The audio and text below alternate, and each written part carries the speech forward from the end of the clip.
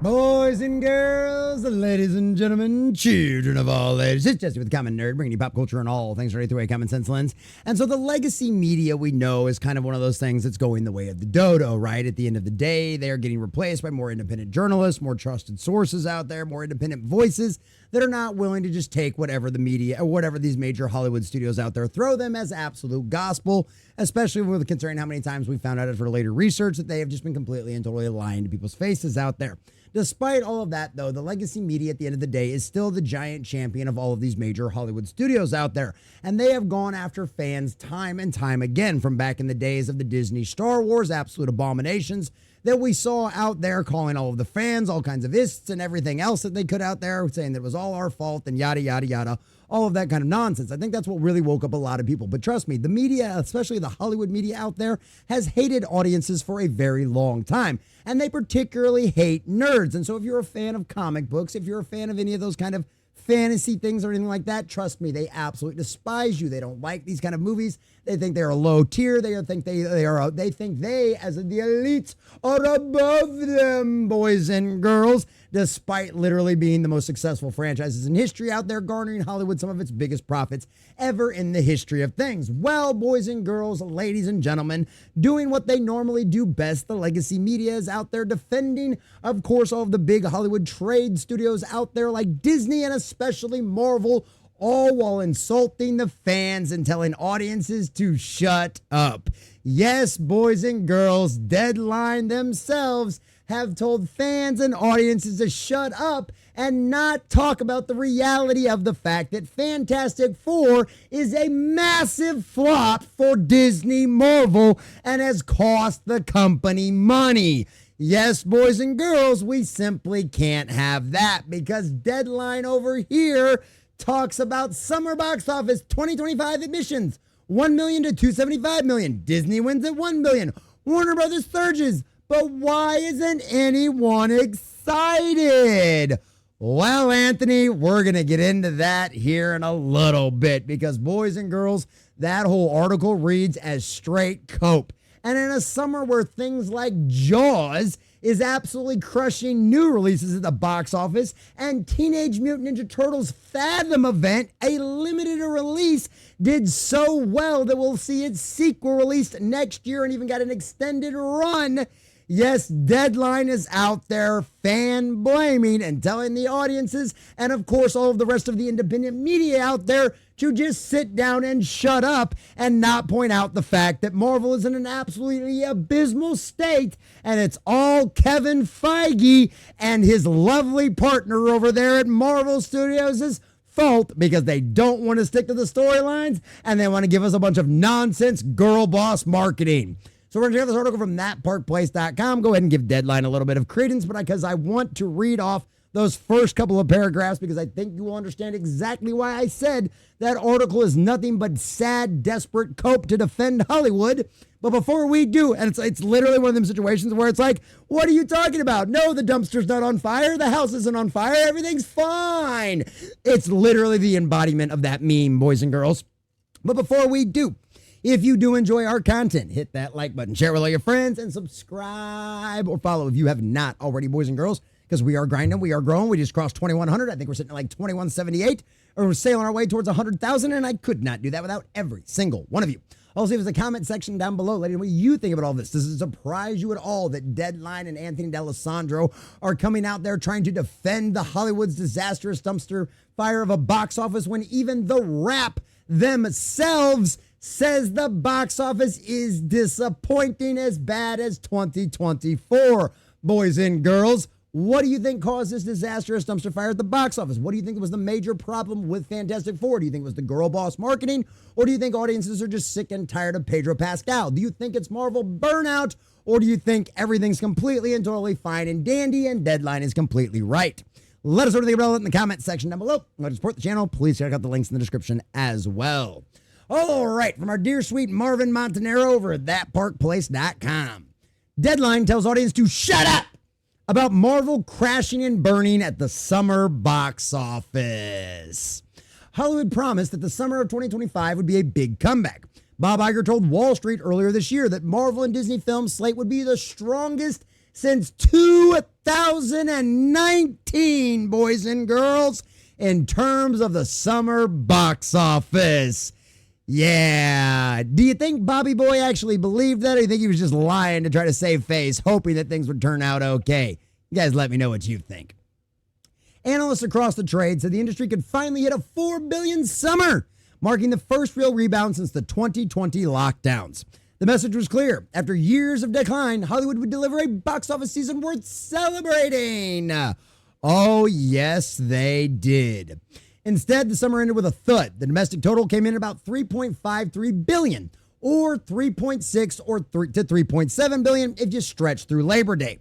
That's slightly higher than last year's disastrous summer, but still far below the expectations the industry itself set. Worse, it's billions short of the nearly $5 billion summer of 2019, the benchmark that Hollywood continues to chase but can't seem to reach. And how did Deadline, one of the biggest Hollywood trades, respond to the disappointment? By defending the Marvel's Fantastic Four first steps and even telling audiences to shut up. Yes, boys and girls, back to that wonderful cope of a headline article. Here is this one from Deadline. Cynicism prevails. Anthony, either you or your editor needs to go back and double check your work, because I believe you mean as cynicism prevails in the media over the summer's box office, coming in at $3.67 billion, about even with last year's total, which The Wrap called a disappointing 2024, mind you, boys and girls. Sure, this summer was a glass half full, even for the major studios. But let's pin the blame for false expectations on Gover Street. Oh, it's not our fault, it's Gower Street, who audaciously predicted that the North American box office was headed for a post-pandemic record of $4.2 billion. We even took the bait. Oh, it's Gower Street, but you flat out admitted you took it and you all ran headlines with it. All of your legacy trade magazines all said this was going to happen. Gower Street was oh so reliable. Oh, but now it's their fault, and I'm just a dumb little idiot because I thought it was true. Getting paid more than collectively the lower tier 50% on all the monetized channels on YouTube. This guy makes more than that in a month working for Deadline. But it's not his fault. It's not his fault, boys and girls. That's why there's all these sour headlines. Why and how were they forecasted that the number of this summer's slate to be 14% higher than last summer? Go figure. Summer 2024 was powered by a long-awaited Pixar sequel, Inside Out 2. Well, this summer got you Lilo and Stitch. So yeah, and was there really a lot of people waiting for a sequel to Inside Out 2? Or were people just excited because Disney Pixar was going to make something that wasn't going to try to indoctrinate their children? And the Disney Marvel Cinematic Universe is a full-bodied embrace of an R-rated movie in Deadpool and Wolverine, which also benefited from being the first superhero movie of the summer. Well, so did Thunderbolts, and how did that work out for them? And also, Deadpool and Wolverine only worked because of Hugh Jackman and Ryan Reynolds and because the audiences trust and love them. Granted, there was excitement for the $4 billion plus season after the record $326.7 million Memorial Day frame spurred by Lilo and Stitch and Mission Impossible Final Reckoning openings. That's right, according to Deadline's own headlines, that pretty much confirmed that that was going to happen. But now that reality has smacked them in the face, just like we've seen Hollywood time and time again, just like the wham in power, girl boss, key to everything narrative is literally nothing more than on repeat for Hollywood, which is why audiences have gotten so tired of it, and why as soon as they sniff even an inkling of a red flag of that, they don't watch things, just like Fantastic Four. Well, guess what? Here we go again. Hollywood blames the fans. That's right. It's the audience's fault, not the studio's fault, for creating crappy movies. No film this summer carried more weight for Marvel than the Fantastic Four First Steps. This was supposed to be the relaunch of Marvel's most iconic team. And this was also supposed to be the launch of their, Phase 6 at this point? The project that would remind audiences why they fell in love with the MCU in the first place. Disney marketed it as a turning point, a return to form after years of decline. Yeah, after years of decline of girl boss storytelling, we're going to market our next film as more girl boss storytelling.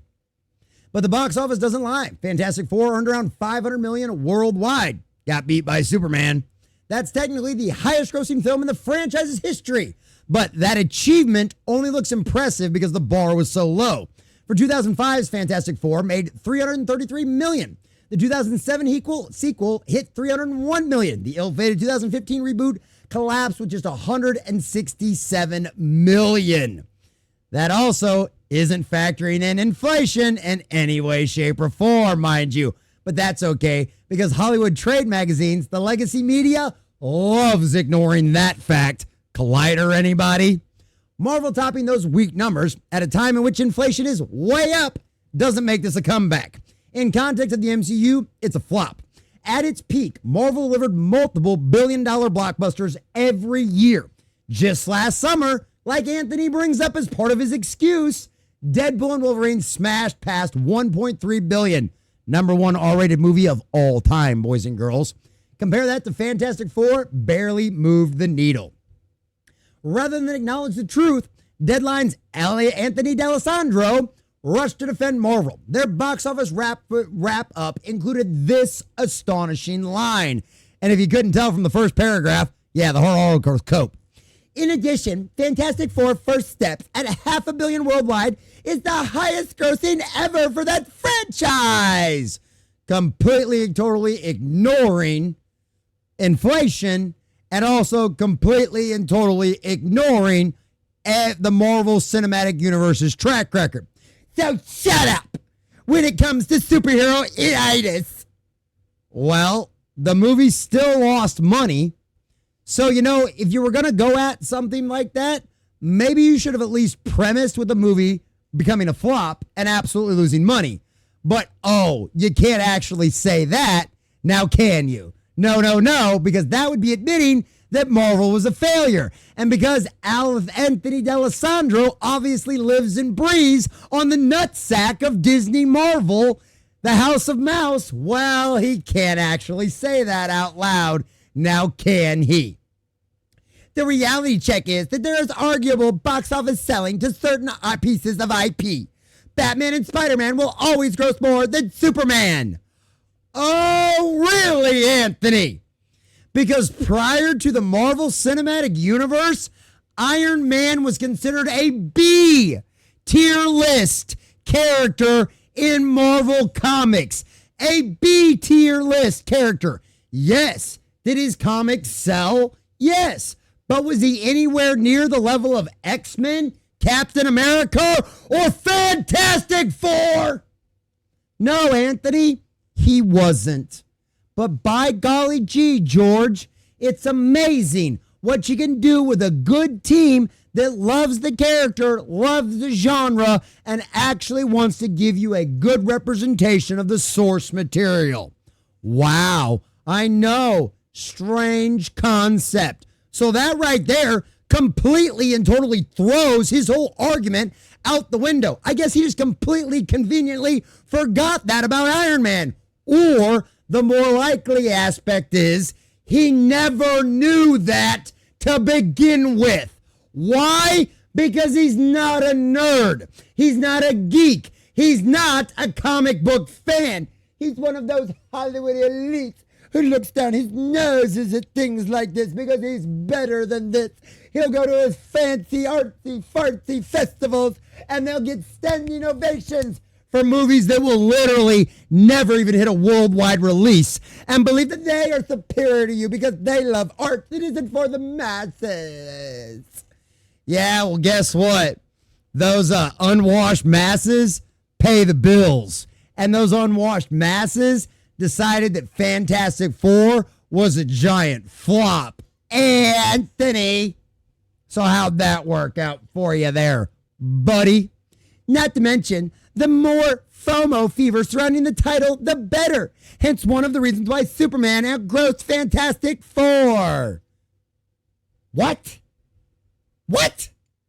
What fear was there of missing out when it came to Superman that did not apply to Fantastic Four, Anthony?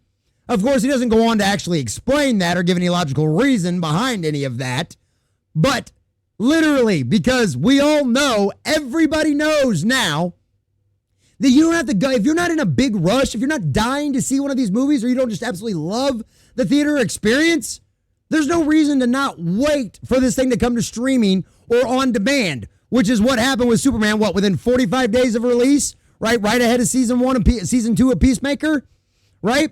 So explain to me what the fear of missing out is. We know Fantastic Four will be on Disney Plus probably here in a couple of months. We can all watch it for free. So exactly what fear of missing out did we have for Superman that caused it to outperform better than Fantastic Four? No, the real reason, Anthony, you shill for Marvel, the real reason why Superman outperformed Marvel and Fantastic Four is because no one trusts Marvel anymore. No one trusts Kevin Feige or Esposito, the unknown devil behind the whole scenes of Marvel's disastrous dumpster fire of a fall from grace.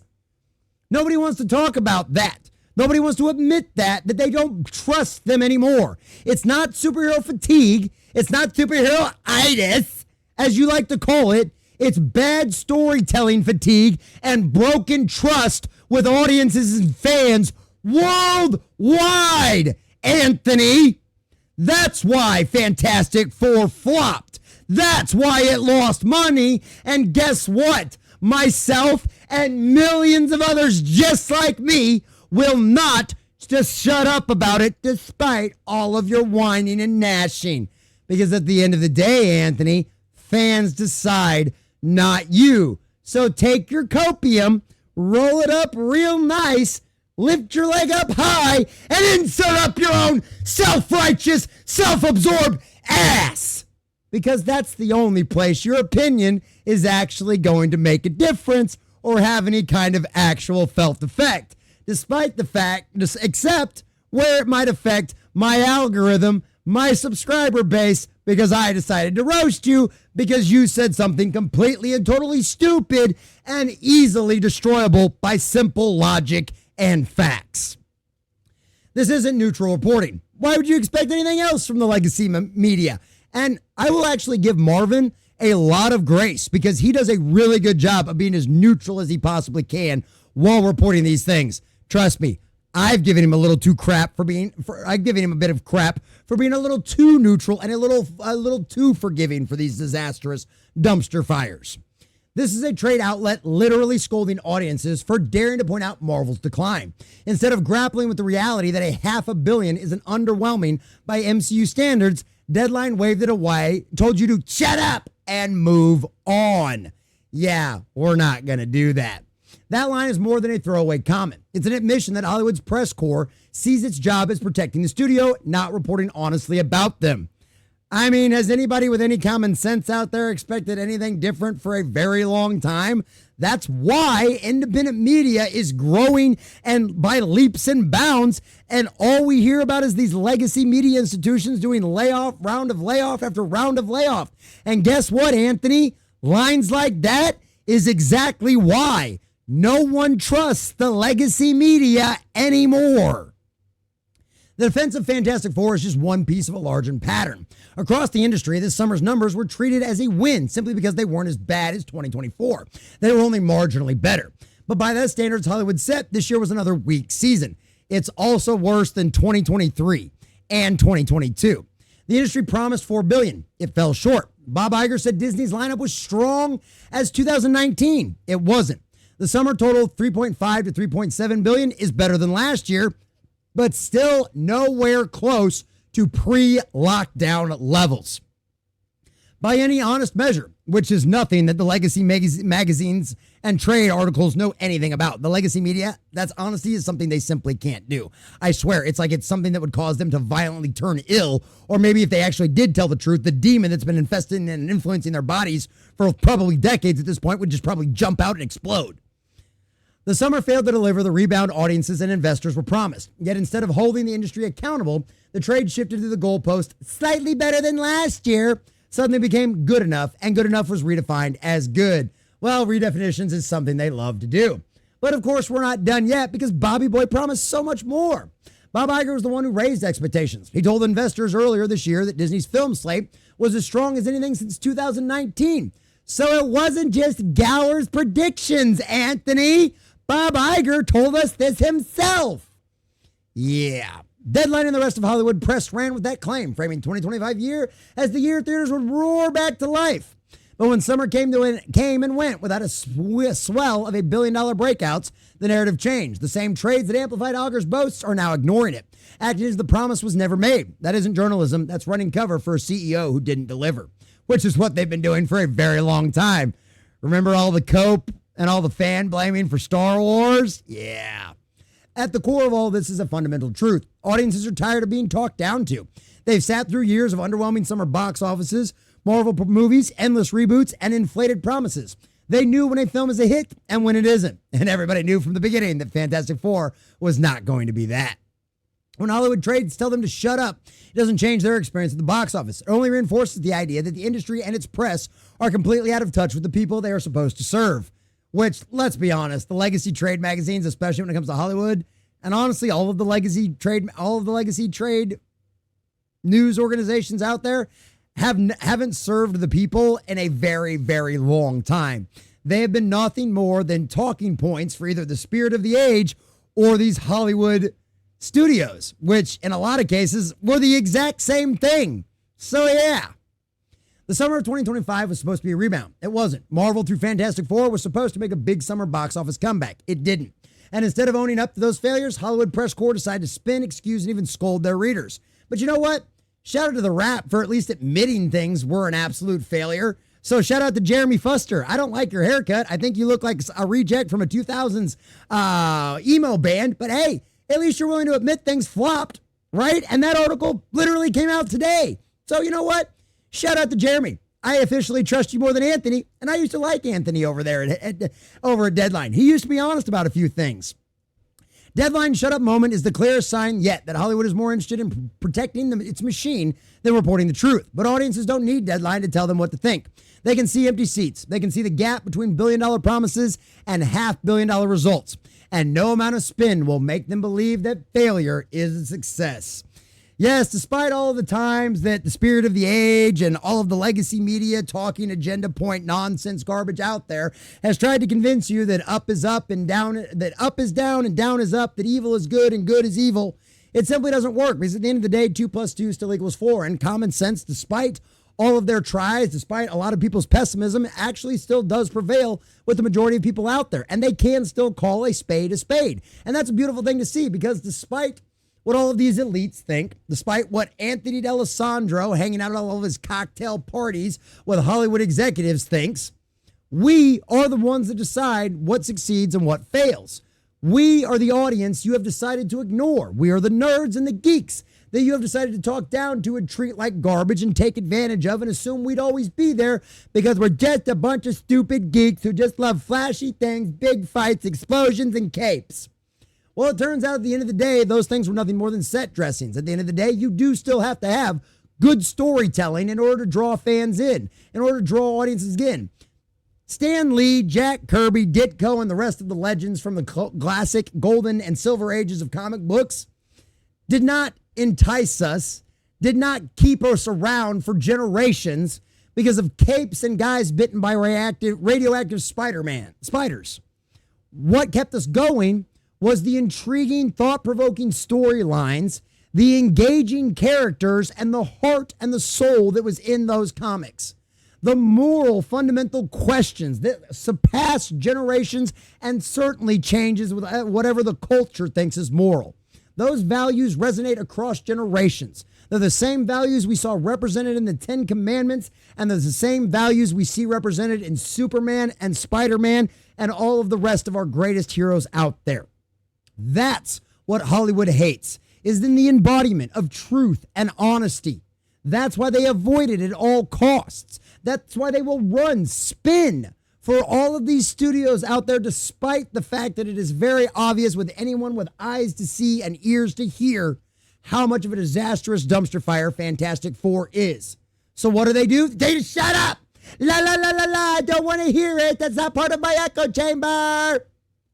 Despite accusing us of living in bubbles, it's clearly all they want to do because they don't want to see outside of it. They don't want to see the reality. They don't want to admit the truth. Fantastic Four is a flop. The audience has decided that they don't trust Marvel, and they certainly don't want any more of Pedro Pascal. And Anthony, no matter how much you scream into the ether and try to tell us to shut up, at the end of the day, nerds decide what succeeds and what fails, and not some snobby Hollywood elite who, prior to these things being billion-dollar successes, would have never even considered going and seeing or talking about a superhero movie, and certainly would have never picked up a comic book.